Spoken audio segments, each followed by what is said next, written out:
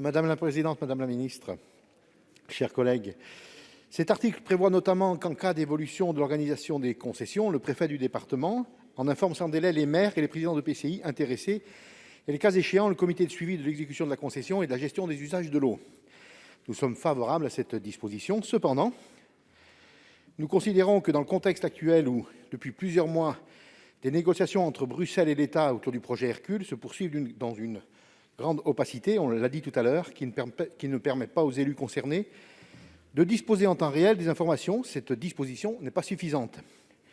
De plus, madame la ministre, cette opacité et les nombreuses incohérences politiques se sont confirmées dans la récente note que vous avez transmise aux fédérations syndicales. Ni cette note, ni les déclarations du PDG du groupe EDF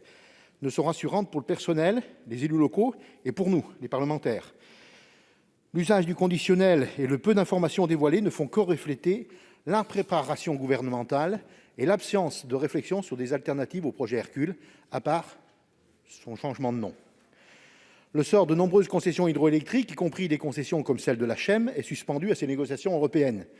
Avec ce projet, la CHEM pourrait être la seule concernée par une mise en concurrence dans un contexte où la valorisation des multi-usages de l'eau constitue un véritable enjeu et aiguise les appétits des grands groupes multinationaux du secteur. Face à cela, nous considérons que sur toutes les grandes questions énergétiques, cruciales dans le contexte actuel de changement climatique qui appelle des choix politiques majeurs, les élus concernés sur leur territoire et les parlementaires doivent être, dans un souci de respect de la démocratie, mieux associés, notamment en amont, dans un processus décisionnel plus transparent. L'objet de cet amendement